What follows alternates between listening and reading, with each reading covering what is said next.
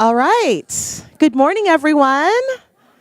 Good morning. I hope everyone has their coffee and they're ready for a wonderful session on Big Day of Giving Bootcamp Basics. This is our first in a series of boot camps that we're so excited to present to you this year. We really envision these as a series of trainings, so glad that you're here for our first one. Do be mindful that the signups are still going on, so if you haven't yet got in, please do. I'm Lavelle Harris from the Sacramento Region Community Foundation, the Director of Nonprofit Ventures and Strategic Impact. I'm happy to be here with all of you this morning to jump into Big Day of Giving. So we're going to get started. We're running a little bit late this morning, so we're just going to launch right in. So just a little bit of housekeeping that we're doing this morning with you all. Make sure that if you haven't gone onto Giving Edge, the Big Day of Giving website, that you go on there and make sure that your team captain assignment has been made and that information is clearly marked in your profile. We want to make sure that your team captains are getting all of our outreach emails and other communications, and that's the best way to ensure that you're getting all that information. And exactly, and that it's up to date. It can be a little tricky if you've had a transition in your team captain. You want to make sure that that checkbox is clicked for the appropriate person. So we're also really excited to launch a new mini program within Big Day of Giving to give you all an opportunity to be spotlighted in one of our upcoming communications. We really want to get the word out about all the good work that you're doing. So we are going to be launching that soon, so be mindful to make sure that you're registered for the BARC e-newsletter and are a part of the Facebook learning community. That's how we do most of our communication with you all, so please do make sure that you're in there. Oh, perfect. So in the toolkit, something you should all be very familiar with, you can go find back issues of the BARC if you've missed an issue. This information about the spotlight and being a part of that is in our last issue, so do go check it out in the toolkit. Just some important dates to be mindful of. February 11th is our next team captain call. So again, that housekeeping, make sure that your team captain is clearly noted in the Giving Edge profile for your organization. Our next boot camp is next Thursday, February 14th, where we're going to be launching into fundraising, board engagement, as well as business partnerships and some other great information there. That's an all-day session, so do be mindful of your time in that regard. We will have a break for lunch, but it won't be kind of divided up as it has been for the other boot camps where there's a morning session with the repeat in the afternoon. This is a full day that we'll be digging into all of that great stuff. So February 15th, the BDOG2019 marketing toolkit will be released. Really excited about all of the wonderful graphic elements that we've updated. We've really listened to all the feedback that you've given to us about the usability of the graphics associated with the Big Day of Giving. So make sure to check that out on the 15th. And our next happy hour will be up in Folsom. Like I mentioned before in our orientations, we're kind of taking the show on the road this year, and so we're really excited to go to you, come to your communities, and instead of everyone having to come to Sacramento all the time. So we'll be in Folsom on the 20th. We're going to be at Lazy Dog from 4:30 to 6:30 p.m. So please do take a look at the last issue of the BARC for information on how to sign up for that. Hi all, as Lavelle just whispered very quietly into the mic after telling you to speak loudly. I'm the marketing manager at the foundation. And just today, we've announced the prizes on the website. There's over $100,000 in prize money up for grabs this year. So we encourage you to go to the Big Day of Giving website, and under the Big Day of Giving tab, you can find the prizes page. And there's just a ton of prizes. There's something for everyone. We really encourage you to check them out and maybe use them as an opportunity to rally your donors, earn some extra dollars. My first Big Day of Giving donation ever was motivated by a prize challenge. So it's a great way to get folks engaged and involved. We really tried to be mindful about ensuring there's a prize for everyone. There are prizes for small, medium, and large organizations. There are some creative ones. There are some random ones. So please check that out at bigdayofgiving.org/prizes. And we cannot leave this tab without thanking Western Health Advantage, who facilitated these prizes for everyone. Okay, so also new on the website is in advance of the launch of the entire toolkit next Friday, we've posted the new logos and icons today in the toolkit. This is not doing them justice, but they're really fun. There's a big color palette, lots of file options, lots of color options. They're user-friendly PNG files, and if you are working with someone who's a little more handy at graphic design, there are designer-ready EPS files too.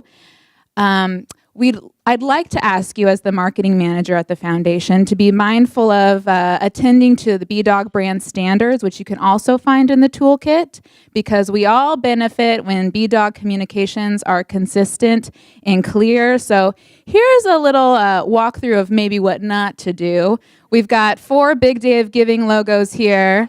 Oh gosh, and only one of them is used in accordance with brand standards. And it's not these 3, it's this one. This one. So please be mindful to make sure that when you use the logo, you use it well. That means when you are maybe slapping it on some photos, some fun photos like this photo of the BDOG and Giving Edge reviewing team, you make sure to use logos that can be seen well. Now, I'm telling you, when I put this, it looks like kind of okay now. But when you see it on a computer screen, it doesn't look great. You can't see it. The colors don't have enough contrast to really pop. So that was a blech. But this one works nicely because it has a lot of contrast. You can see all of the graphic elements. That's a good use of the BDOG logo. Some options are always just to throw a box behind it. You can put some marketing communications on that box just to kind of use the logo well and be clear and consistent in your communications. Final thing is there are some right ways and some less right ways to refer to Big Day of Giving. And we've been pretty lax about this in the past at the foundation too, so no judgment here.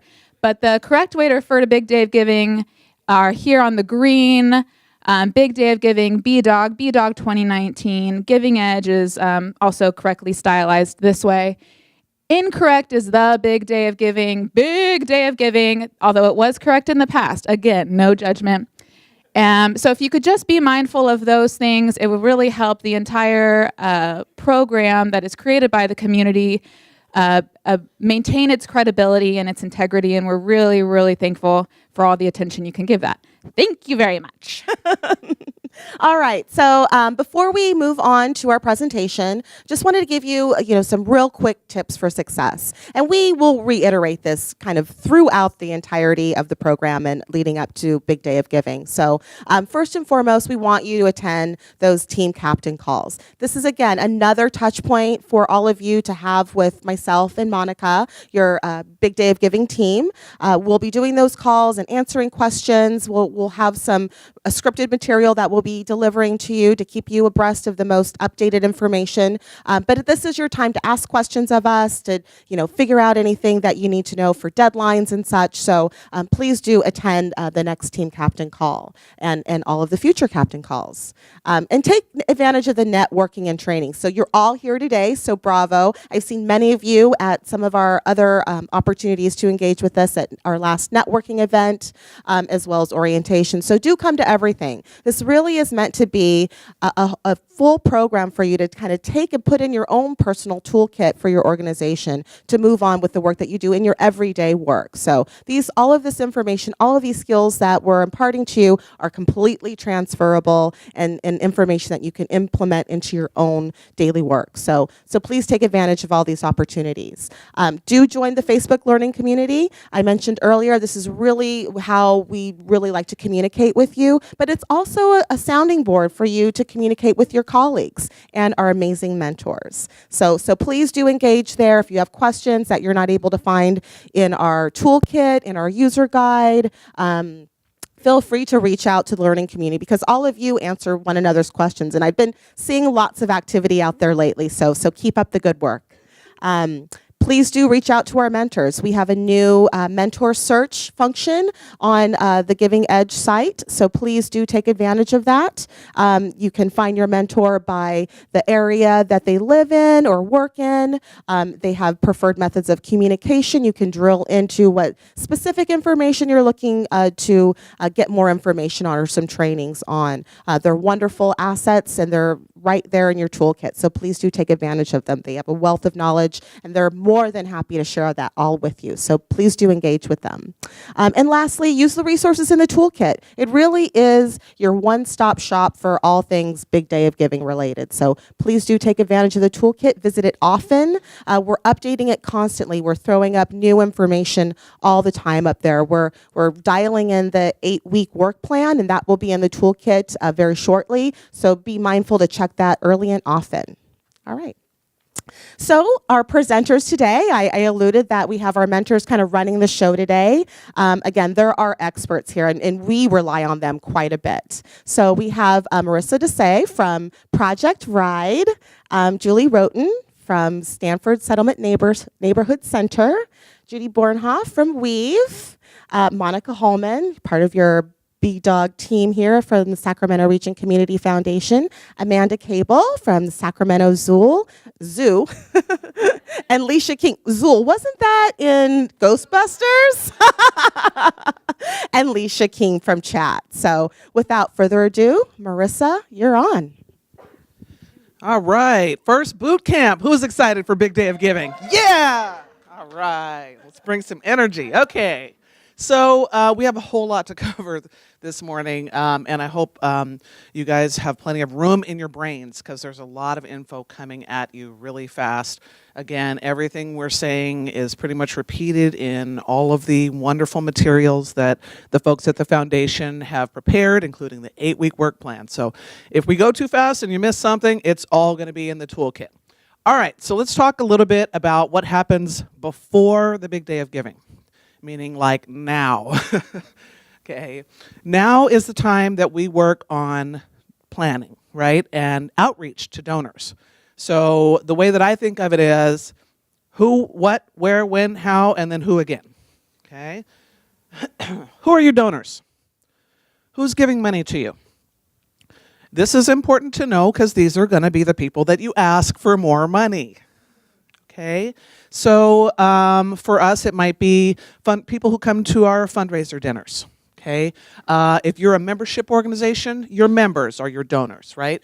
Former clients or beneficiaries of your program, and you might not even think of them as donors or potential donors, but maybe you should. Okay, your board members better be your donors, right? If they care about your organization enough to be on your board, they better be giving to your organization. Okay? Volunteers. You ever thought about asking the people who give their time to you to give a little bit out of their pocket? Okay? Local small business owners in the community that maybe sponsor your events or like your mission or are connected with you in some way. People who care about what you do, basically. Mission-aligned individuals. So one of your first steps for Big Day of Giving is figuring out who your donors are. Okay? Little side note, all of these people, whoever they are, should be in your CRM, and we'll talk more about what that means later. It's later already. Wow, time flies. It's amazing. So finding out who your donors are is more than maybe just their names, right? You're going to need to know how to reach these people, how to contact them, how do you email them, what's their phone number. Your CRM, and CRM stands for client or constituent relationship management. Okay, the word for it used to be database, and that's not really what it is anymore, but you can still think of it that way. If you want to reach back a little further, it's what used to be your Rolodex, what you're hopefully not still keeping in a bunch of random Excel sheets, I hope. Eventually, your goal should be to move all of that information into what I think a cloud-based CRM. Now, you can go with something in-house. That's a discussion for another time, but you've got to have something that holds all that data. Okay? You want to use that data to decide how to communicate with people. If you participated last year, you want to dig into that list. Who gave to me last year? Who are these people? Why did they give? How can I get them to give again? Okay. I heart data. I especially really like pretty graphs. I don't know why, they're so cute. There is so much information out there waiting for you, okay? For example, once a month or so, Google emails me a little blurb about who's visiting my website. That's kind of fun to know. There's a lot more 25 to 29 folks than I thought there were. Oh, they're mostly women. Shocker. Okay, Facebook. You hit that analytics button and you find more information than you ever wanted to know about the people who are visiting and liking and all that stuff on your Facebook page. You may want to just allot a day to digging through your Facebook insights because there is an incredible and slightly creepy amount of information in there about what people are doing on Facebook. My Facebook folks, they're a little bit older than my website folks. They're all in pretty much USA. More of them are in Sacramento than in Elk Grove. I'm located in Elk Grove. That's interesting to me. Okay? That's going to change how I communicate with these people. My email program not only tells me who opened my last Big Day of Giving email, but what time of day. So maybe I should send at 7 o'clock at night instead of 10 in the morning. Okay? All this data informs your Big Day of Giving strategy. All right, who's going to do all this work? Yeah, pretty much you. Sorry. No. If you're fortunate enough to be in an organization where you have some support and you're not a one-person show, if you are a one-person show, God bless you. You're amazing. Hopefully you're not, and you have at least one other person that you can get to help you with some of this hard work. Okay? Who is that? Your board, other staff, maybe a couple of key volunteers that you have not asked to be in that role yet and are waiting to be asked to do something this important for your organization. You want to get buy-in early. So that means if you're the team captain and your boss just dumped this on you and said, here you go, you got to run this campaign for us. You're going to say, fantastic, I will run the campaign. Are you with me? Okay. It cannot be done alone, honestly. It can't be done well alone. You need some help. So grab your help now, give them something concrete to do, and then hold them accountable. Okay? Check back. For your board, this is especially important. Give them the tools that they need. Okay? I write an email with a great story in it, and I send it to all of my board, and I say, feel free to steal my story or write one of your own and send this email to 10 of your friends and report back at the next board meeting. They know what to do. They have the tools to do it. They have a choice of how to do it, and they know somebody's going to be asking later whether they did it. And also, if you are the one team, you may want to schedule your spa day now for May 3rd, the day after Big Day of Giving, because you're going to need it. Actually, you're going to need it either way, no matter how many people are on your team. It's exhausting. What do you want to say? Okay, you've figured out who you're talking to. What do you want to tell them? What do you want to ask them? So in my case, we're celebrating an anniversary this year. We're 40 years of harnessing the magic of horses to change lives for people with special needs. I want to tell people that, right? Updates. What's new? We're building a new arena. That's so exciting. What are you doing right now that's super exciting that you want everybody to know? Celebrations, somebody's 80th birthday that you're using to raise money around, your executive director. Something fun like that. Testimonials. Hey, our organization is so great because it helped my family escape homelessness, right? Whatever that is for you. Success stories. Not the failure stories so much. Those are a little less compelling. People like success, right? What you need is the bottom line. What do you really need? And I don't mean the kind of long drawn out needs statement that is on your profile, but a really short, punchy, condensed version of that. We need $10,000 so that we can put lighting in the new arena that we just built. Okay? Where are you going to find these people? Well, you can talk to them in person. We do a lot of community events in the spring. We have a paper postcard that we put in people's hands that has the date of Big Day of Giving and the info about our little event that we hold in-house. Snail mail. We don't mail our postcards, but it may make sense for you. If your donors want to get snail mail, then mail them by all means. You could try the old phone tree, right? Those still work. If you are fortunate enough to have texting capability, you can group text them. Your two probably most important ways of communicating for Big Day of Giving are going to be email and social media. But if you do social media, you're going to have to put some thought into which channel you're focusing on. And again, we'll go through that more later. When are you going to do this? Right now? No. It's too early, okay? Now it's fine to, hey, we're participating. Hey, save the date. But it's way too soon to blast your heavy marketing. This is where you use that 8-week work plan. Okay? It's going to tell you every week what you should be focusing on. Too early, it's going to be forgotten. Too often, people are going to stop listening. Ramp up.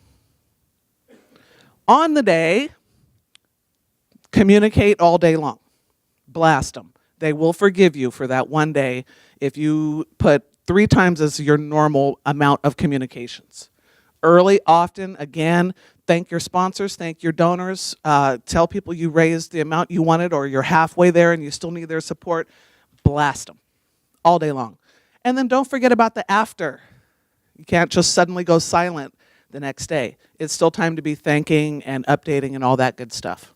And one little hot tip about timing, it's a 24-hour event, right? It's fairly impossible for one person to live thank all your donors for 24 hours. But I have 6 board members, and each of them can commit to a 4-hour time to just thank donors. In fact, they actually fight for shifts because the donor thanking is honestly the most fun part of Big Day of Giving. How do you ask them? Well, basically, you just ask them, right? So there are several ways you can reach people that connect with the way that our brains are wired. And the number one way is to tell them a story. Okay? We're hardwired to love stories and visuals and faces, right? Use all that psychology knowledge to our advantage. The big corporations do it, why shouldn't we? We're doing it for good, right? Your pictures, up close, personal, not a million miles away, not blurry, not dark, okay? Get your good pictures. Use your best ones. If you're gonna make videos, short, compelling, and shareable. Okay, that's your formula for success when you're using videos to market on social media. Short. Nobody has time to watch your 11-minute long, wonderful historical video that you produced for your anniversary, Marissa. So make a 30-second version of it so that people can watch, like it, share it, amplify it. Very good point. He said it has to make sense with the volume off. Thank you. Okay, consider subtitles or something that the visual is so compelling it will make people hit that volume button. What is happening? Thank you for that. Depending on who your donors are again, You may want to be appealing to their head. You may want to be appealing to their heart. Honestly, the best appeals have a combination of both. I believe Rachel in the storytelling bootcamp, which you should totally attend, will go more into how to craft a story that appeals to the head and the heart. Be specific. People love specific, tangible things. If I say, please give me $10,000, I need it, we could use it, it'll go a long way. We won't waste it, it'll be good, you'll love it. As opposed to if I say, give me right now 500 bones so this adorable puppy will never go hungry again. Right? And when all else fails, just use the puppy dog eyes. Beg, please, pretty please. All right, so the mechanics of how to big day of giving, right? It's really not that complicated. Number one is follow the 8-week work plan. Decide what you're going to say. Develop a campaign around whatever big idea or objective or mission you're working on. Think about how you're going to say it and where. Get your visuals together, collect your wonderful stories, and then start asking people. Talk to that small business owner who gave you $250 to put an ad in your event program at the last event. Hey, Mr. Car Wash owner, can I count on you for another $250 on the big day of giving? We're trying to get together some matching funds. It's not rocket science. You just have to ask. Okay? When all else fails, follow the 8-week work plan. All right. Why? Because they're waiting for you to ask them. Almost nobody is going to randomly walk into your organization and hand you a check for $100,000. It does occasionally happen, but really not that often, right? Most of the time, you have to ask people for their support.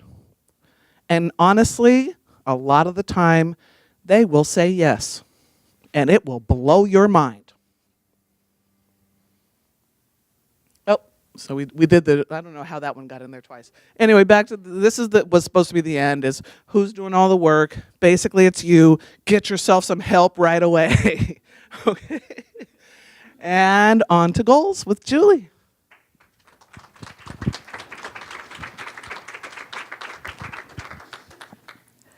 Thank you. As noted, I'm Julie BORNHOEFT. I'm the Chief Strategy and Sustainability Officer at Weave. And I am going to talk about goals and budget setting. And we're going to universally set a goal right now. So everyone has to get the pen out, keyboard out, the Big Dog brand guidelines. We will all commit right here, right now, to not jack up a Big Dog logo under any circumstances.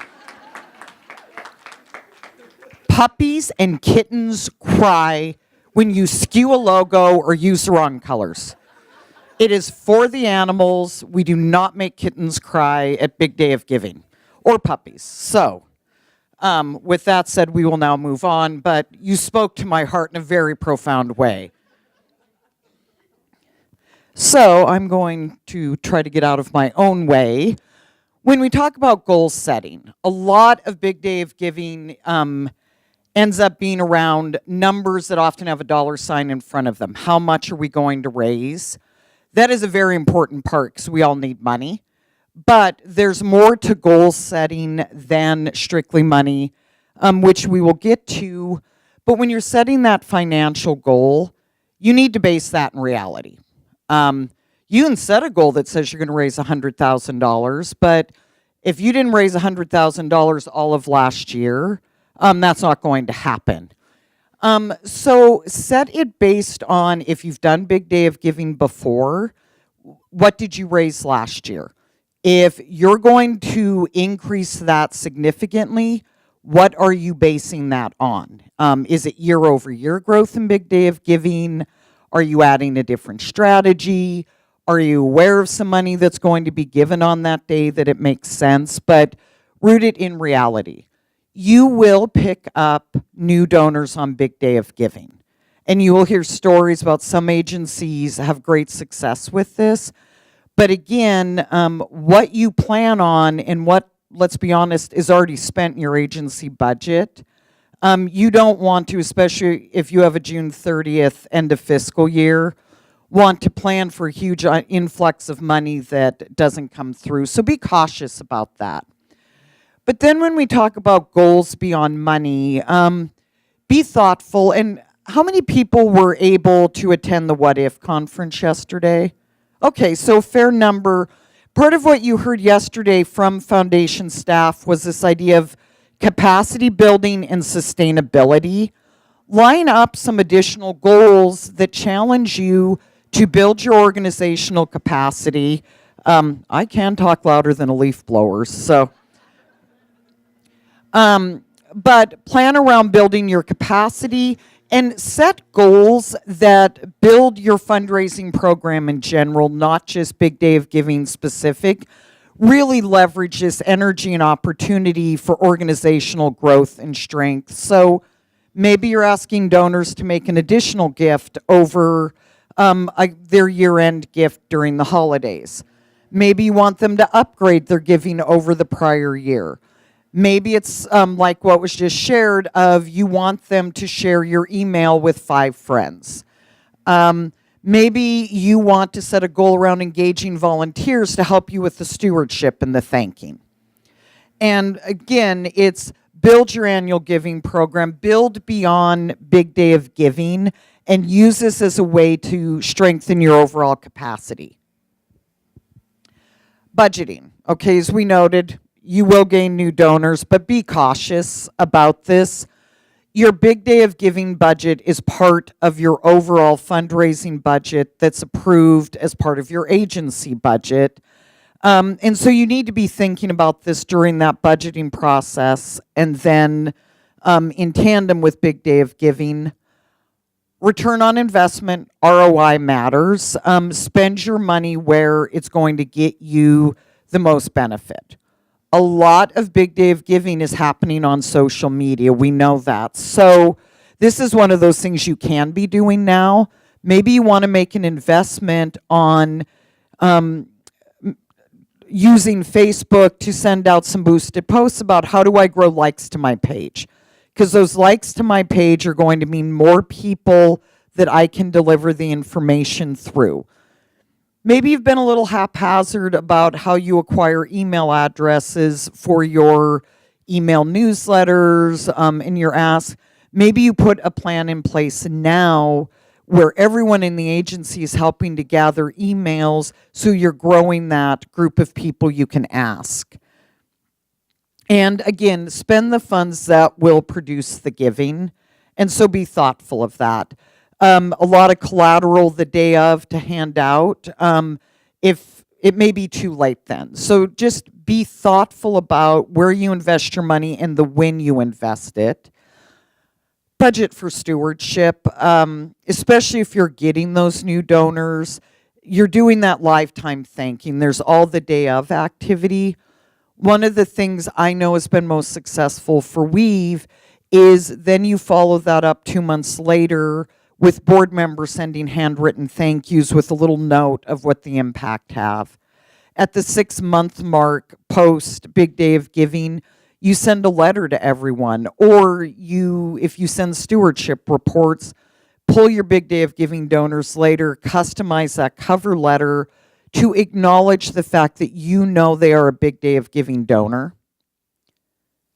And now on to the next Julie.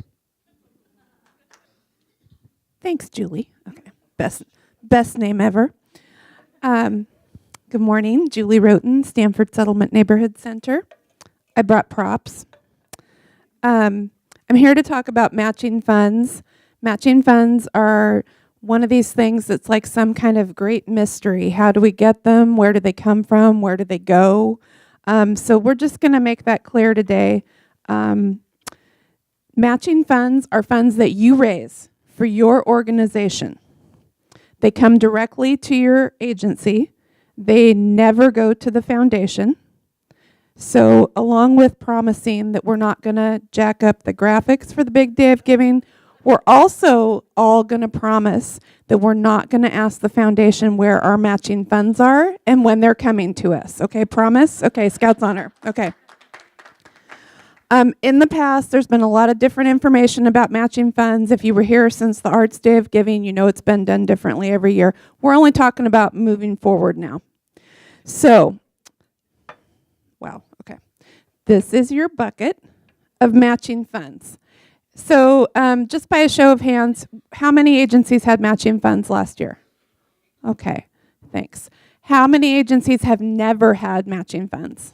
Okay, this is your year. All right. So there's no secret to how much money you can get in matching funds. Maybe you'll raise 500, maybe you'll raise 5,000. There's no wrong way because they're your matching funds and they're going in your matching fund bucket that lives at your agency, okay? Let's say that we raised $5,000 in matching funds for your agency. You raised it for your agency this year. And it just goes in that little bucket right there, okay?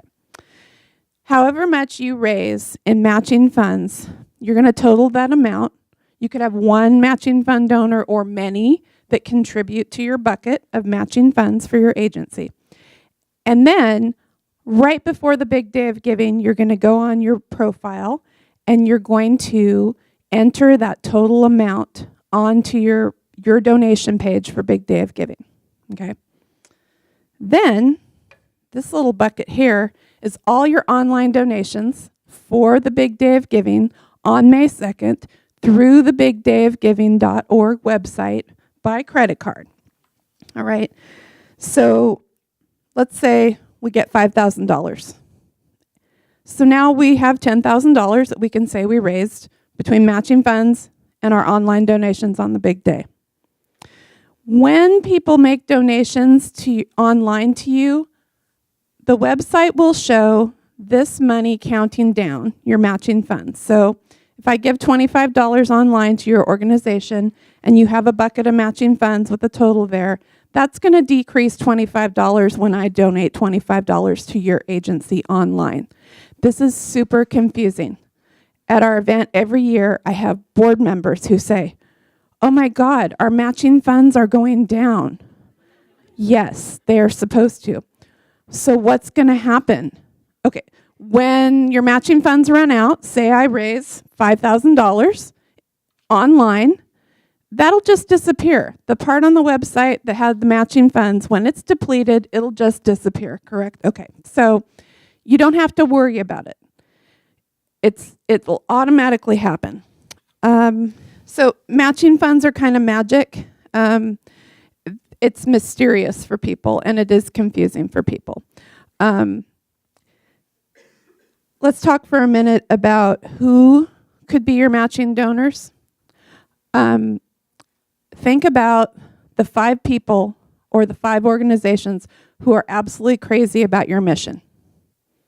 And picture yourself imagining them being the hero of your campaign this year to provide matching funds to your organization.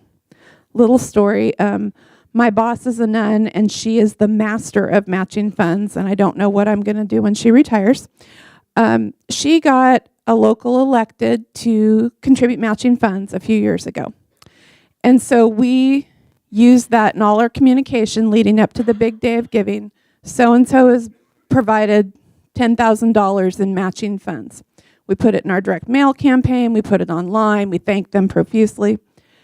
We got a call from a person who uses our services, one of our clients, and he said, if that guy can give $10,000, I want to give $2,000. I want to be in the matching fund bucket. And I was like, okay, first of all, I did not know you had $2,000. So that's amazing. But for him, he was being part of the hero role. He was changing his story from being a recipient of services to being the hero alongside an elected official. You never know. So I can't emphasize enough. Think about the people that you want to ask and then see where it goes. And people want to be asked. Your special donors, your regular donors, your longtime donors, they're going to give to you anyway. So let's make them the hero of this story this year. This is like a magic trick, these buckets. People who are giving online love knowing that their donation is doubled. Okay. It's you got the money over here, it's already at your agency. You're not giving it back, okay? But these people who give online love that visual of their donation being doubled. And so don't get caught up in the, oh my God, where is the money going? Where is it going to be? What? Just let it be. So I'm just going to have a couple little math questions here because I just want to make sure we get this. Say I raised $10,000 in matching funds ahead of time. Posted on our bigdayofgiving.org page. We're ready to go. We've publicized it. Donations start to roll in on the Big Day of Giving online. But maybe we only get $5,000 online. How much money do we have at the end of the day? $15,000. Now, your board members may tell you, sorry if there's board members in the room, your board members may tell you, oh my God, we only got $10,000. No.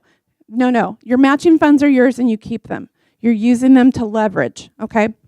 Again, if you get $10,000, okay, and only $5,000 in matching, that'll just disappear from the website. You don't worry about it. Okay, matching funds. Are we clear? Okay, do not ask the foundation staff where your matching funds are. Thank you. Okay. Just one quick thing. I know prize challenges have already been touched on. I cannot wait to go on the website to see what the prize challenges are this year. Prize challenges are super fun. It's a great way to engage your board and your staff and your volunteers and your donors. We always do a direct mail campaign as part of our process. We list our matching funders in that letter. And then we pick a time of day prize challenge, and we ask our donors to mark their calendars and set an alarm on their phone to make their donation to us at that hour. People love that. People love trying to help you win a prize. Again, it's not rocket science. It's a little trick.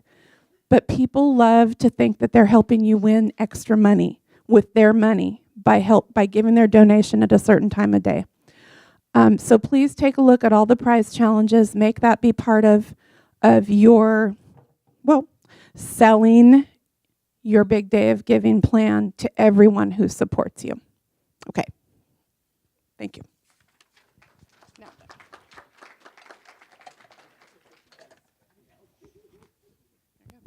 It's a never-ending cycle of Julie's going on here.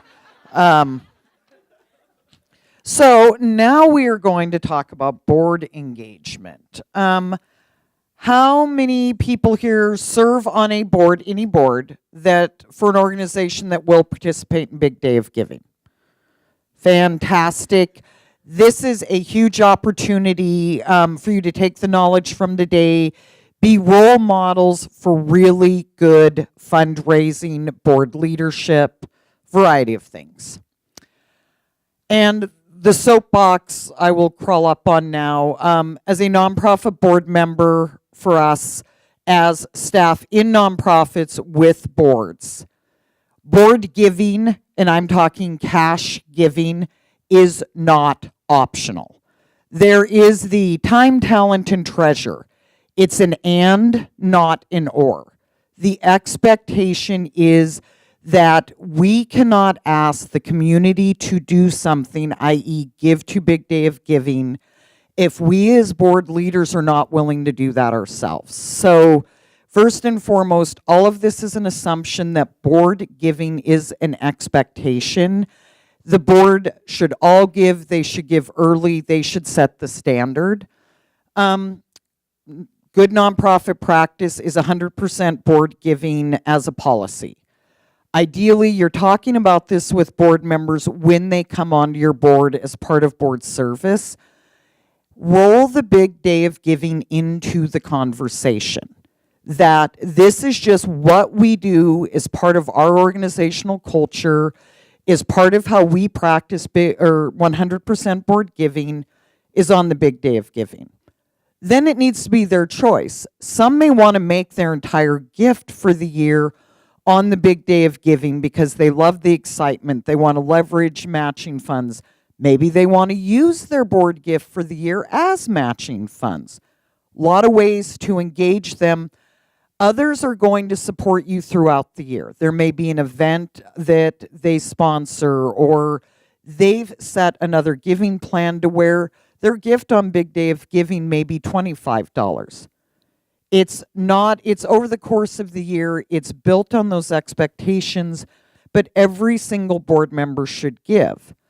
This fabulous feature we now have with the Big Day of Giving portal is that you can plan your gift in advance and then it will charge on Big Day of Giving. I now ask our board, the agreement is everyone gives in advance, because before we had this feature, I was very lucky to have a board member that was very invested in the 100% board giving. And he would text me every hour, where are we at? Who do I still need to get money from? Where are we at? We had 2 board members hold out. One was working that night, overnight shift at a hospital, and he was on it. And I was still answering texts at 11:15 at night because one person hadn't given. And so the agreement was I go to bed at 9 o'clock. Julie needs her sleep. I'm a toddler at heart. And so the agreement after that year was if, out of respect to me and the fact there's someone else doing the last stretch of Big Day of Giving, everyone promises to make their gifts before 9 p.m. on Big Day of Giving. Make sure. Engage your board members beyond the gift. It is more than the dollar amount. We've had some other suggestions. How do you engage them in saying thank you? Using your CRM, you know the board relationship, so you see a gift come through from someone you know is a good friend of your board chair, send them a text or email and be like, we're already going to say thank you, but when you get a minute, will you send an additional thank you? Let them be part of the thanking. As I noted earlier, engage your board members in sending some follow-up thank you notes. When we talk about good fundraising and this idea of how many times do we touch a donor, do we have an interaction with the donor year-round, and especially having interactions with them that aren't about asking, this is a great way for board members a couple months later to just be part of that thanking cycle. And, as I shared the story, have 1 or even 2 board members be the champions of your board giving campaign. If your staff, that doesn't put you in the situation on the day of where everyone's agreed to 100% board giving. You've put that out there. Now you're trying to wrap up gifts where you can kind of get in an awkward spot with some board members if you push too hard over a 24-hour period. Let that be a peer-to-peer ask. And now, back to Marissa.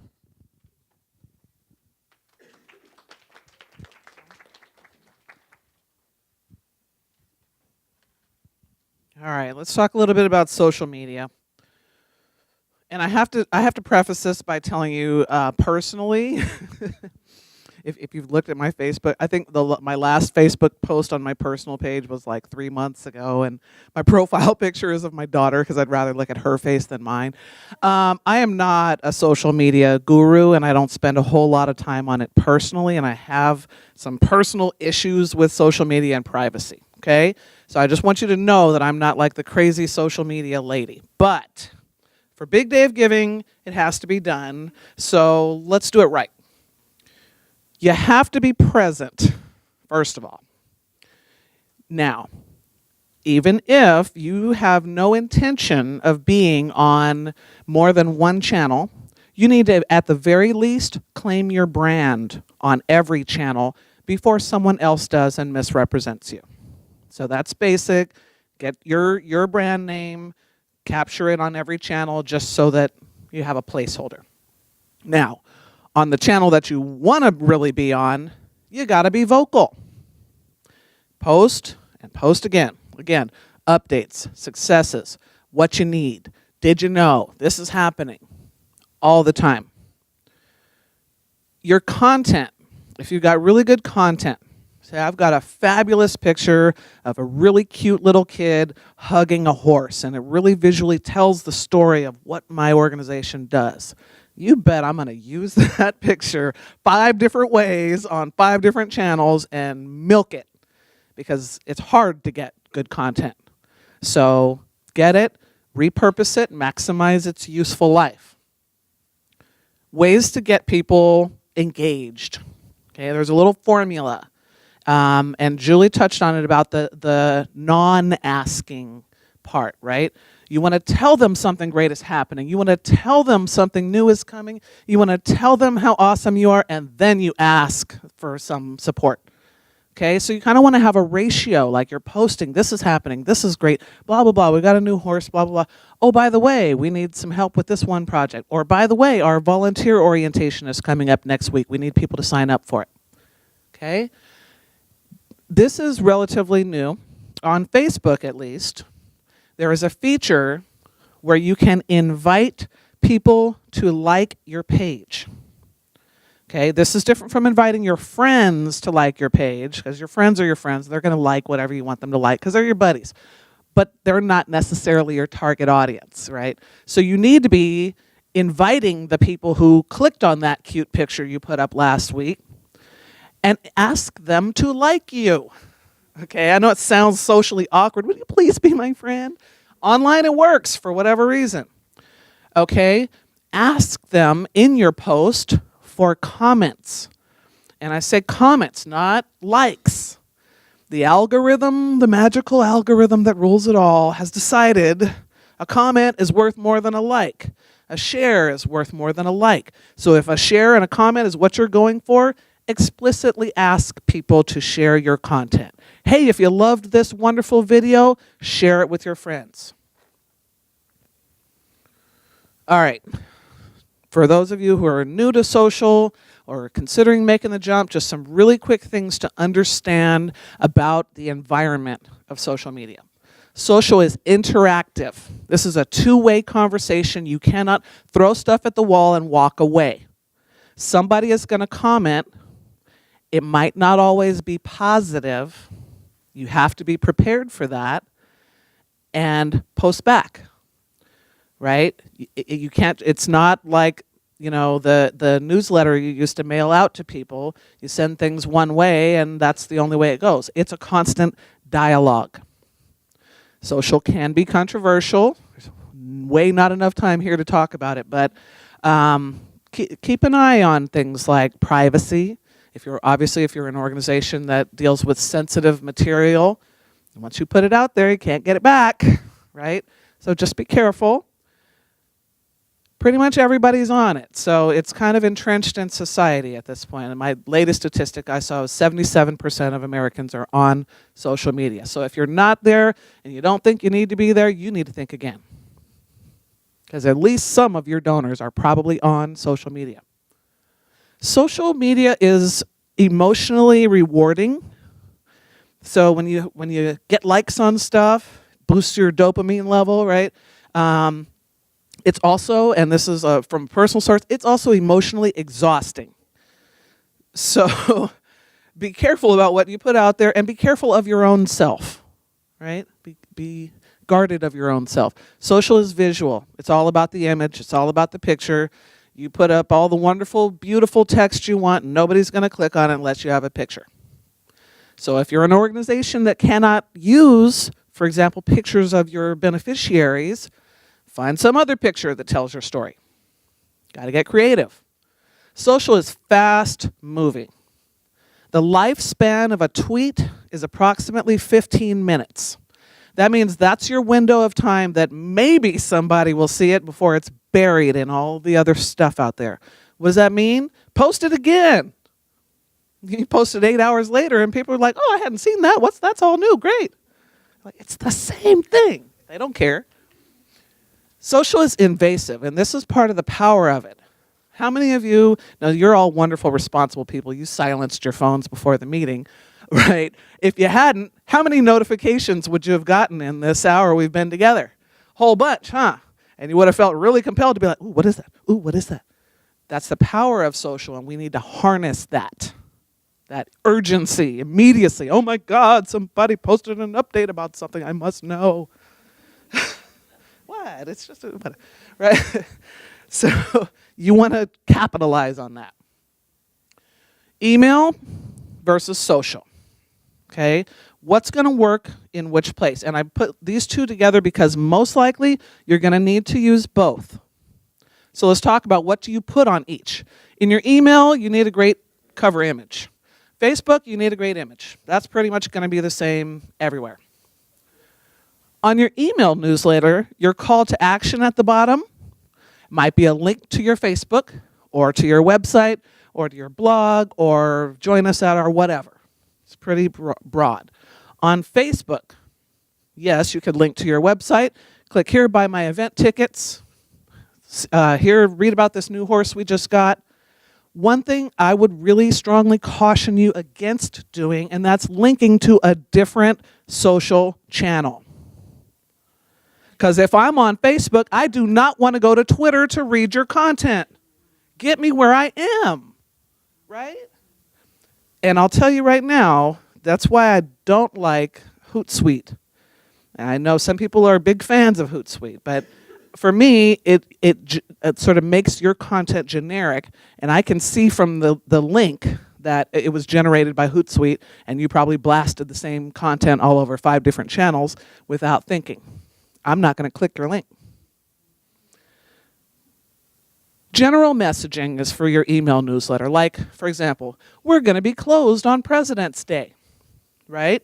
If you need something super timely like, we just heard thunder in the barn and we're going to close right now, that goes on Facebook. Okay? Timely. Email is most likely going to be read on a desktop. Your email newsletter. Now, it's not 100%, but at least my email analytics, most of my email newsletters are read on people's desktops at home in the evening. Your Facebook is going to be in the hand, right? Craft your content accordingly. It's going to be on mobile. You need to make it mobile friendly. That 8 megabyte image that you have, Facebook's not the place to put it. It's too big. In your email, you can get into depth. You can really tell or even at least just tease this wonderful story you have. There's no depth on social. Okay, it's very, what's the opposite of deep? No, like, it's shallow. Thank you. Okay, you get, a very brief amount of time, and the best you can do is give people a teeny little taste of something and then link them to somewhere they can get the more in-depth stuff that you want them to read. You can pack a lot of stuff in an email newsletter, right? You can pack 3 months worth of info. You're not going to do that on your Facebook, right? One post, one message. You send your email newsletter maybe monthly, maybe quarterly or something like that. Facebook, you're going to have to do all the time. Okay, you're going to have to commit, if you're not already, to some sort of a content calendar so that you're posting frequently, honest, all the time. And in your email newsletter, now you can't email everybody that wonderful video you just produced. You can put a link to it, a little thumbnail picture and a link to get them back to your website where you want them to take some other actions. But you can put your video, assuming it's super short, right, and shareable, on your Facebook. So people can watch that without leaving the channel, without doing anything else. If all you want them to do is see this video, stick it on Facebook. They'll watch it. Again, with a mindful of sound issues. So, nitty gritty. Let's say I have 3 things I want to say. Okay? And I have 3 different people I want to talk to. I want to tell my volunteers about a really cool construction project we have going on and that they should be careful when they come into the barn. I want to tell my board members what I expect from them for a big day of giving. And I want to tell the general public that we need some volunteers. All right? So I'm going to take the construction project and put that on Facebook because that's where a lot of my volunteers are. And I'm going to put a link to the website of the sponsor that underwrote our new paint job. For my board, I'm going to send them an email with a template and an action plan, and I'm going to follow it up with a phone call because their average age is about 75 and they may not check their email as frequently as I would like, so I'm going to follow up with a call. The general public, maybe I'll put something on Twitter with this silly picture of our volunteer and a link to sign up to orientation. Okay, so that's how it's called segmenting your communications. Say the right thing to the right person in the right place. So which channel do you go on? I don't know, where are your donors? That's where you need to be.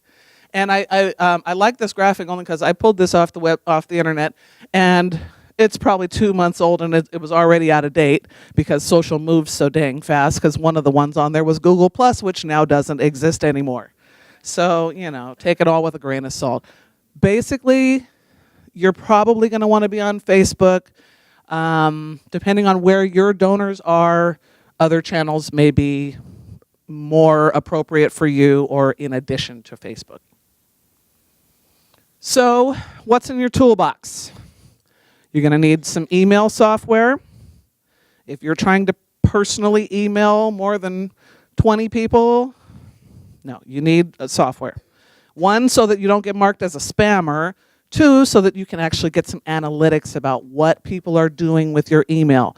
Are they opening it? Are they clicking? Which link are they clicking and when? Okay? You need a software. There are some examples up here. The research of what's suitable for you is on you. Personally, we use Robly. Photo editing software. Some free examples would be Canva. I like GIMP. If you have money, you can buy Adobe. Social media management. And again, I'm not a fan of Hootsuite. I prefer Facebook's relatively new pre-schedule a post option. Most convenient thing ever when you're trying to make 24 posts for Big Day of Giving, and you don't want to be that one that's still up at 11:30 at night, saying, oh, we're almost there or whatever. Pre-schedule it. And some basic video production tools, or get yourself a good video production company if you're able to afford that. But we're all pretty much well able to accomplish some decent video with just a smartphone and maybe a couple accessories and a little bit of investment and time. So one of the problems of social is one size does not fit all. Your image is going to look different on Twitter than it does on Facebook, and it's going to look different on a Mac than it does on a Android phone. And so there's some work involved up front in crafting your stuff so it looks right on different devices, different channels, all that good stuff. And just when you figure out the right way to do it, honestly, it's probably going to change. So just take it with a grain of salt and experiment with what will work for you. On to the new super exciting peer-to-peer function from Monica. I know, speaking of social. Hi guys, it's good to see you all. I know I saw some of you yesterday at the What If conference, so hi again. I'm going to quickly go through what the peer-to-peer function is going to look like so it's not so mysterious anymore. We will go over this more in depth, getting closer to the day, so you have a better idea of how it works, but we just want to go over it so you know what to expect. So basically, when your donor wants to create a campaign, they're going to log in. If none of you have ever had a donor login, this is kind of what it looks like when you log in. This is my donor login. And there's going to be a new tab on the far, right side, my right, your right. So, and it's going to say My Campaigns. If they don't have any campaigns, it's just going to show that it's empty. And it's really easy. All you have to do is click Start a Campaign. So when you click that button, you're going to get a window. I know this is kind of hard to read, but basically you get to search for what organization you want to fundraise for. So I chose the Sacramento Region Community Foundation because they pay me. That's not all the reason why. I'm going to put a title, so I have Monica's campaign. I have a summary, so it wouldn't be my summary if it wasn't slightly misspelled. I want to fundraise for the Sacramento Region Community Foundation because they do such great work for our region.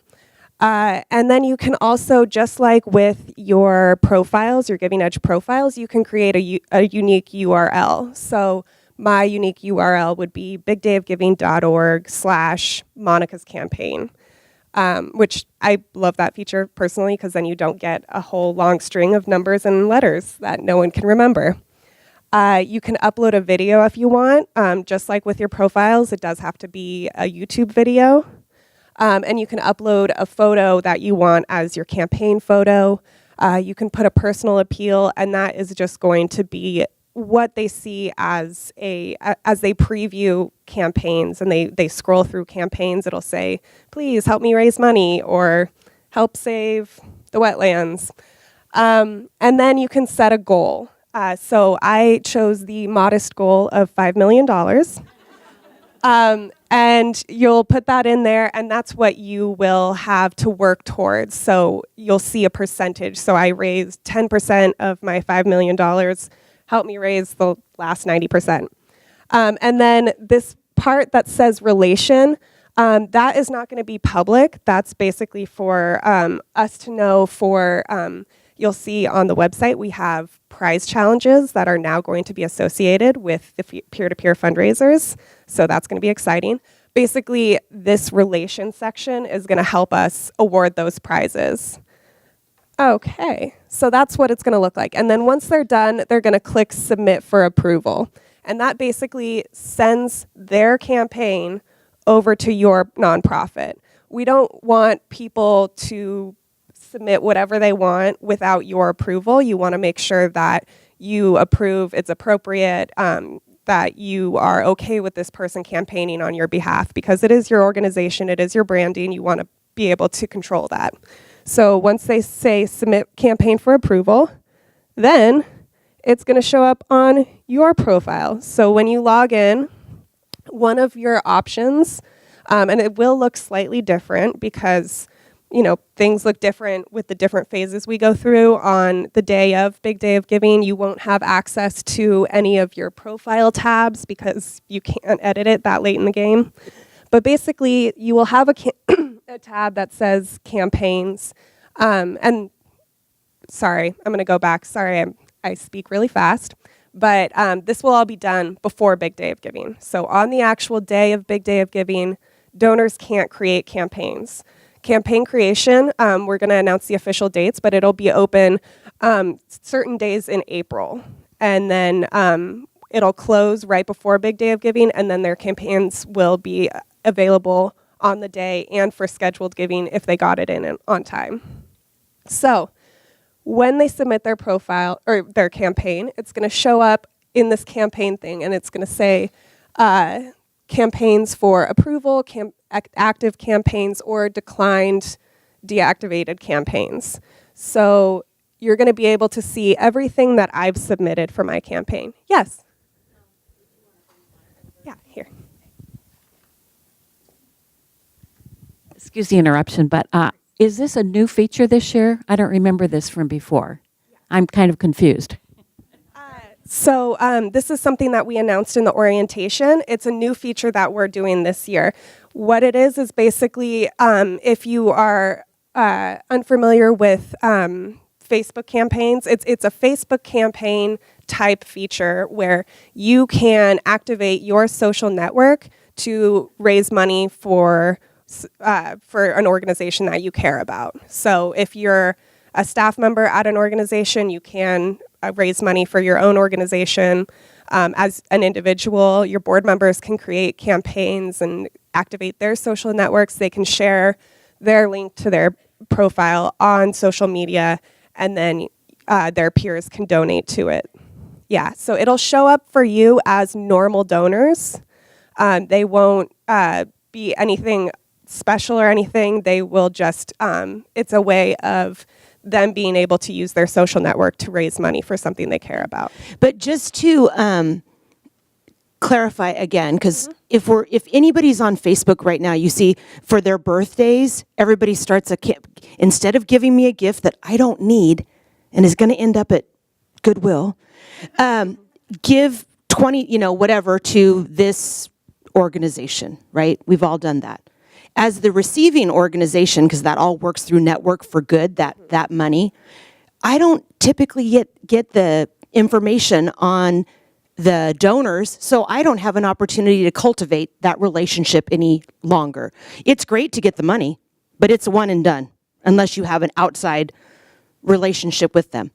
So we're going to get all their name, their address, their everything if we go this route, correct? Yes, that's correct. So basically, the reason why we are implementing this, because of course Facebook campaigns are always an option, is that Facebook campaigns do not give you all of your donor information. So you have, exactly, you might get that one-time donation of $25, but you have no way of turning that into more money down the line by cultivating that donor. So if by your donors and your board members and your volunteers creating peer-to-peer campaigns instead of Facebook campaigns and then sharing that on social media, you would get all of that donor information along with all of your other non-campaign donors on the day of Big Day of Giving. So it's an alternative. We wanted to have a way that you could still activate their social networks while still getting all of the information you need to potentially cultivate those new donors that were brought on by a campaign into long-term donors down the line. Was there another question up here? Yeah. I just wanted to clarify. So when people donate through these links, it will in real time get donated to our Big Dog campaign, or is there a poll like at the end of the hour where it's added? Real time. So it's just like any other donation. It was just made through their campaign and it'll be added to their goal amount. Yeah, so it's just like any other donation on the site. The only time that it's not real time is when it's a scheduled donation, because if everyone remembers, scheduled donations do not get processed until the day of Big Day of Giving. So if they were really on top of the ball and they started their campaign right before, right as they could, and they opened up exactly on April 15th when scheduled donations started, they could be collecting scheduled donations the whole time of that 2 weeks leading up to Big Day of Giving. But then those would be processed on the day of Big Day of Giving, and that's when you would get that information. Yeah. Mine's more comment than question, but I'm looking at this and going back to the board engagement piece, thinking about, I've got some amazing competition amongst board members and how grateful I am for something truly productive that makes it very easy for them to then go raise money and potentially have contests amongst themselves, of which I will be responsible for awarding prizes for.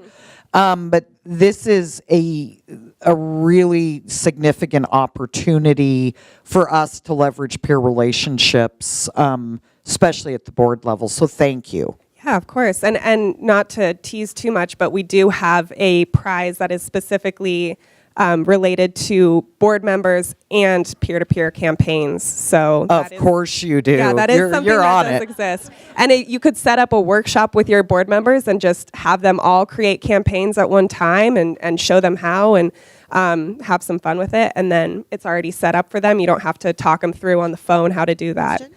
Yeah. I'm also seeing this as a board leverage. I'm right there with you on that. And in that regard, I see that I'm going to have to create an instruction sheet with screenshots and everything else for my board in order to make it happen. So I'm wondering when all of this will be available to give time for that kind of instruction. As soon as I can get to it, to be honest.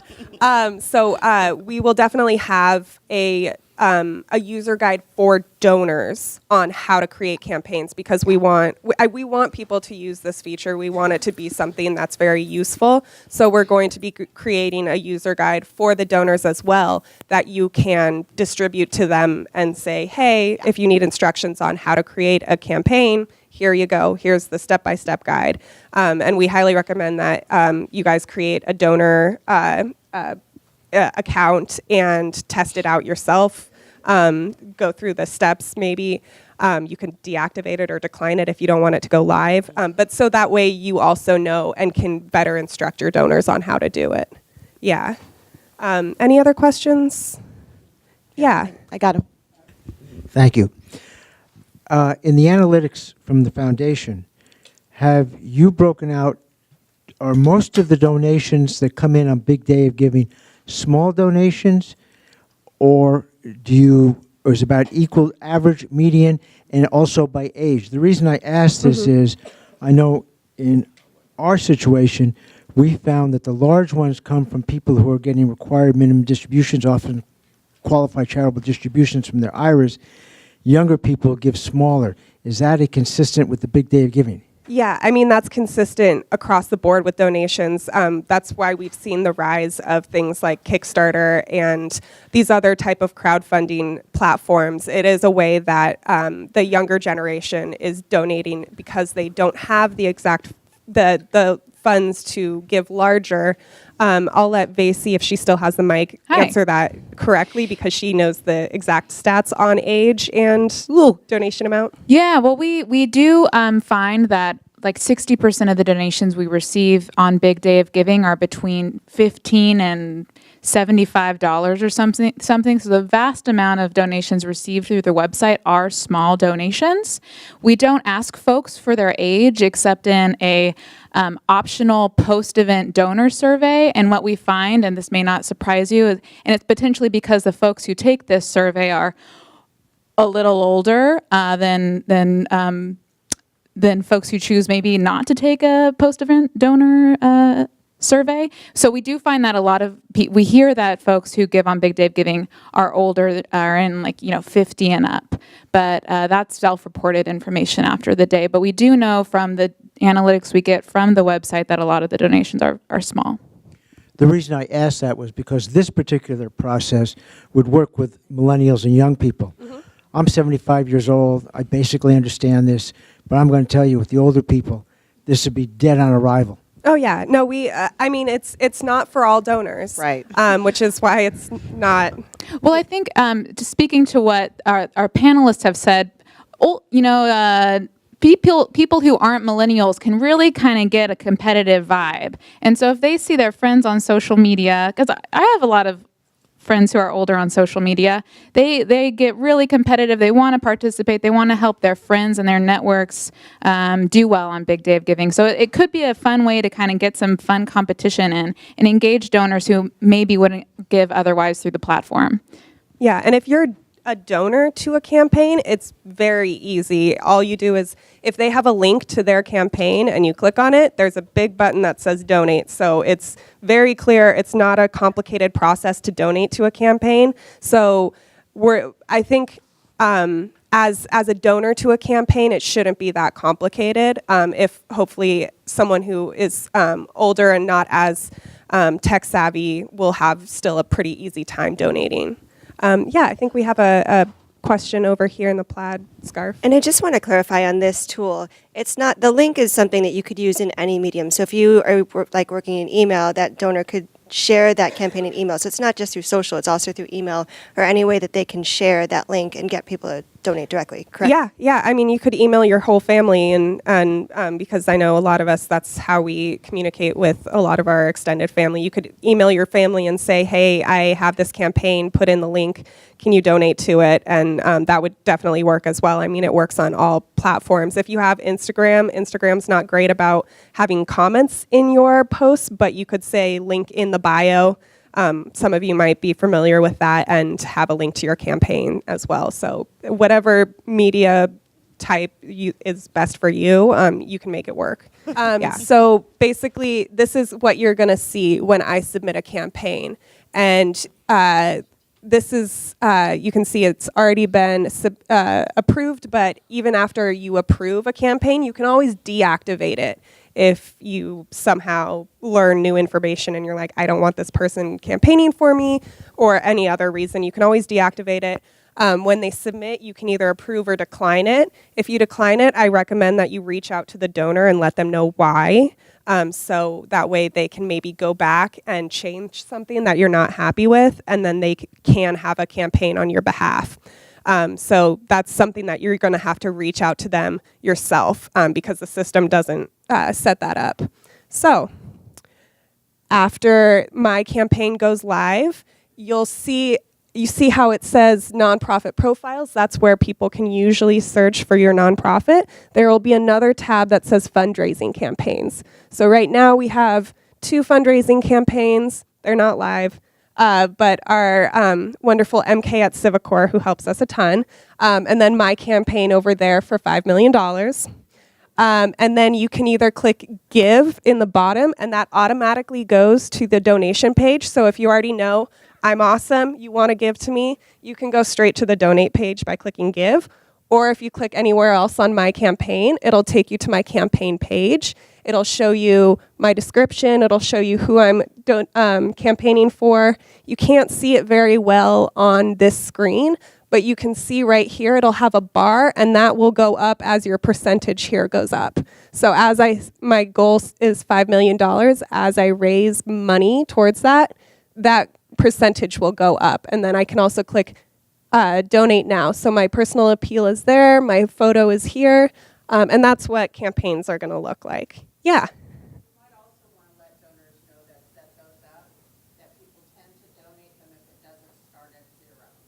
Yeah. That's a great point. I mean, we've all, well, maybe not all, but we've, if you see people who are doing things on the street or have like a hat out, people, they put in money to start with. No one wants to be the first donor. It's weird. I don't know why, but that's exactly right. You maybe just have someone or even yourself donate like $15 just to have a starter there so people can be like, oh, they have momentum and want to give. So, yeah. This page will come up. Yeah, this is, if you link to your URL on Facebook, this is the page that it's going to bring you to. So this is your campaign page. It doesn't have the bar at the top, but it would say Monica's campaign. Yeah. I just want to know what happens if you exceed your goal. If you exceed your goal, you can continue raising money, and on this page, it'll show above 100%. On this page, where it says like right here, 0% funded, and this is also a bar. Unfortunately, that doesn't go over 100%. I tried to fight them on that. It's not a thing that they can do yet.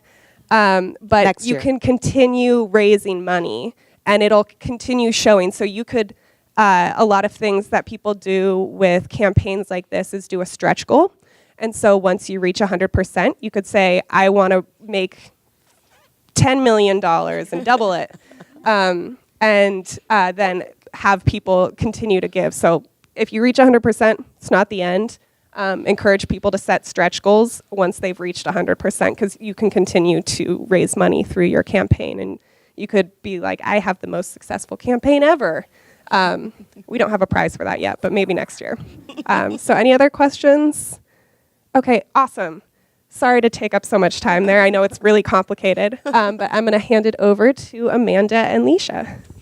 This isn't the only training you'll be getting on peer-to-peer fundraising with us, so rest assured, rest assured. You get the dynamic duo for this one. Woohoo! Sure. Yeah. We're ending with thank you, but I actually think you need to start there. We found this quote, feeling gratitude and not expressing it is like wrapping a gift and not giving it. And I really think that the heartfelt expression of gratitude is waning in our culture. One thing you need to realize is that all of the day of donations that are processed actually come from the foundation, and they will get their tax letter. If you're taking, like we were describing earlier, offline donations, you're creating the tax letter. But the tax letter isn't the thank you. And I think we get really caught up in being efficient and doing mail merges into this great letter, which they are great letters. But I really encourage you to put pen to paper. Get some ink on that thing and express yourself. So as Marisa pointed out with the whole CRM talk, we are creating relationships, and the thank you is critical to what's going to happen after. The other 364 days of the year that we're doing this is a huge component to cultivating those relationships. Yeah, we actually spoke about when we were talking about talking about thanking donors. One of the kind of most surprising things in the post-event survey, post-BDOG survey, folks that fill that out, a lot of our donors still say that they don't receive a thank you from the recipient nonprofit that they donated to. And that's the biggest way to ensure that you won't get a donation next big day of giving, or probably throughout the rest of the year. And so it really is critical. At the very least, just send, it doesn't even matter. We won't even talk about the channels yet. You just have to say thank you. If you don't participate in the peer-to-peer, if you don't do matching funds, if you only share through one channel, that's okay. If you get 3 donations or 300 donations, you have to thank your donors. It is the most important thing. How soon do we actually receive their snail mail address after a donation? You'll get that in real time. As long as they provide it, you'll receive that in real time. So on your Big Day of Giving profile, on the back end, the donor information, that comes in real time. You can download that. Yes. Absolutely, absolutely. That is absolutely possible. Another question? No, just a comment. We found that when you send out thank you letters and you send it in snail mail, that's usually the older population, we also put thank you in the outside envelope because if they see it on the top, they think, oh, they're asking for money and they just they don't even open it. That's a great point. If you say thank you on the outside of the envelope, then they know what they're getting on the inside of the envelope. So, it's a great point. Absolutely. Say thank you in multiple ways, even on the same thing. So there are, as you well know, many, many ways to thank your donors. But first of all, know your capacity. This is, as Julie mentioned, this is exhausting. It's all exhausting. Beyond it being 24 hours, and like for years, it's just been me for 24 hours. There's a lot of caffeine, there's a lot of sugar, and a lot of ups and downs in there's mood swings, I guess, involved with this, is actually what I'm saying. But this is our 5th year, and it wasn't until last year that I started incorporating phone calls. Because we just weren't ready. But talk about a game changer. When someone is getting a phone call from your board member, not from me, because as the development director, they just think I'm calling to ask them for more money, but from your board member. And the other thing that one of the panelists discussed is that from the information that you get on the back end of your profile, you can actually continually export this information, which if they've given the phone number, it's going to be included there. I clean up that spreadsheet and add a notes column, and anything that I personally know, because I'm the one working the database, I put a few notes. This is a client's grandmother. This is the owner of the local donut shop. This is da-da-da-da-da. So that when the board member calls, because they don't have the relationship with the people like those of us who are boots on the ground in the trenches, they can have that kind of personal relationship beyond thank you for giving. And what our board members reported back was how good it made them feel to have that connection with those folks. So again, know your capacity, but there's a lot of power in the phone call. Absolutely. And there are so many different channels. You can do the phone call. If you get 300 donations on the Big Day of Giving, not everybody's going to get 300 donations. We don't even get 300 donations. But if that's what it is, if you want to do a tiered thing, so if you have a tiered level, anyone who donates above $500 is going to get a phone call from your executive director or a board member. And anyone who donates above $250 will get a call from you or another staff member. Or anyone below $50 will receive a handwritten thank you. and a phone call, or whatever it is, whatever the channel, you can use any of these channels, but you have to use one of them. And Leisha and I, again, we were talking about oftentimes when you send an email thank you, even if it's a personal thank you, it probably seems to the donor like it's just a generated email. I cannot tell you how many times I've sent a thank you to a donor via email, and they've written back and said, thank you so much for this pre-written email, or whatever it is. And then I have to say, no, I'm actually here. Thank you so much. And the dialogue continues, and that's fine, but you can kind of negate the time that's going to take if you want to just make that phone call. And it only takes 3 minutes. Sometimes most of the time you're probably going to get an answering machine. Just say thank you. That's all you have to do. And as was mentioned earlier, this is a great opportunity to really meet face-to-face your new donors that are going to come out of this campaign. So if you have a place where you can have an open house, have a tour, have an event, I would encourage you to reach out to those folks specifically, because it's going to be a handful of people, but say, why did you give to us? How did you find us? Would you like to learn more? We're having a Friends for Breakfast. We're having an open house. And then I was talking with one of the amazing Julies. With this whole peer-to-peer concept, have an event specifically for those folks, because they've gone above and beyond. And then you get all of these people in the room together, and the energy is going to be dynamic. And who knows what can grow out of that.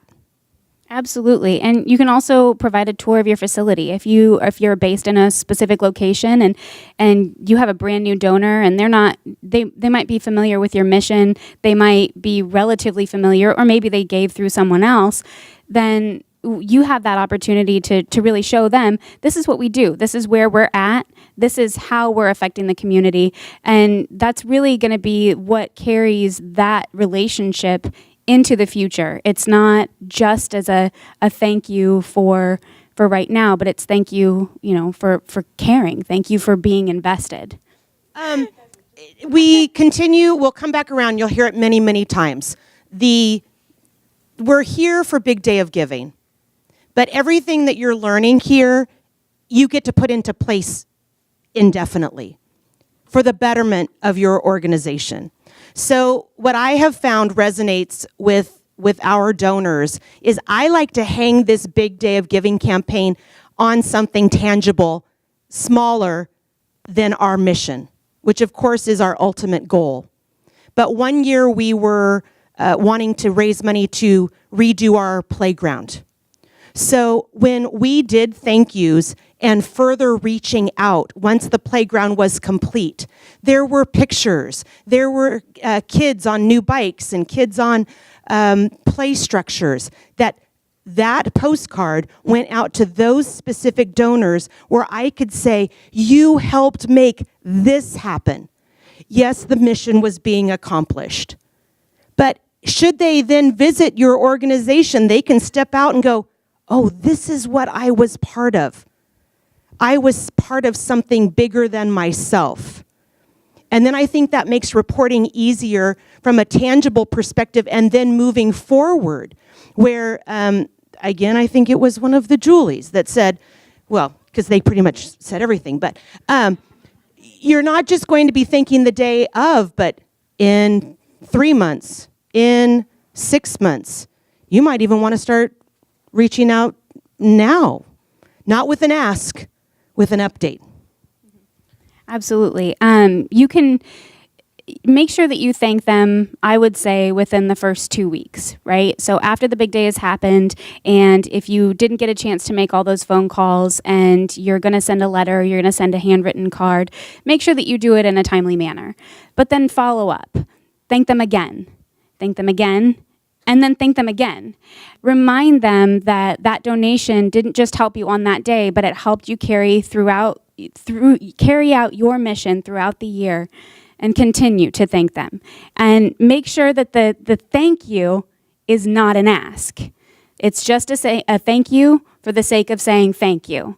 Because there are so many times when folks get a call from the development director or the board member, and they assume that we're just going to ask them for more money. And there is a time and a place to ask them for money. You know, you don't ask, you don't give, or you don't get. But you do need to thank, and it needs to be two very separate things. And for some of you who really like to be ahead of the game, you can create your thank you now. You could be creating them through Vistaprint and having them at the ready. And then a group of volunteers who are going to put addresses on them and stamps, you know, that kind of thing. So you can check that off of your to-do list. For us, I like to report out the number that we made that day. So mine will be created. I adore Canva. It will be in the queue waiting to go until I can, after May 2nd, put in the number and then send it out to be printed. So it's still within the time frame, but I like that really concrete information, again, rather than a general thank you, but you were part of $50,000. You were part of $9,282.73, however you want to report it out. But I would suggest, as has been mentioned in other parts of our presentation, get those quality pictures done now. If you need photo releases and waivers, get them signed now. Get those pieces and parts that are so crucial to capturing your mission in a photo done now, so that you're not scrambling.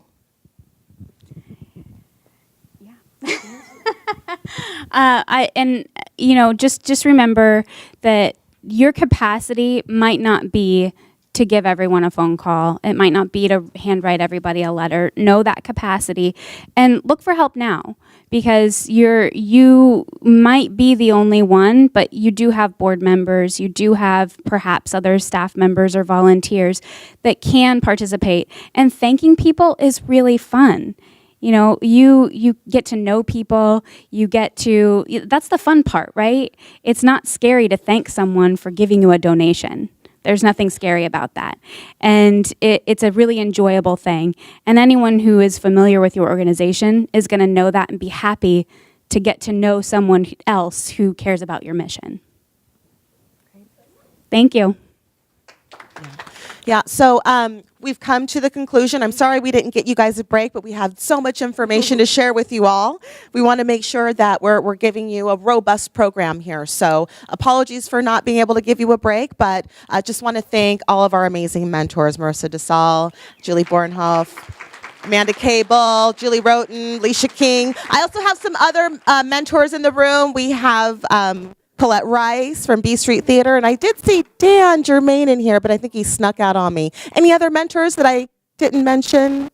Just want to thank them all for their amazing work. Again, take advantage of the mentor search on the Giving Edge website. We want to make sure that you're connecting with these amazing resources. They're here for you. They're scheduling meetups and other opportunities for you to engage with them. So please do take advantage of them. Lots of posts on the learning community about meeting up with them. Again, a wealth of information at your disposal, your fingertips with them. So thank you all for being here, and I hope to see many of you next Thursday at our next boot camp.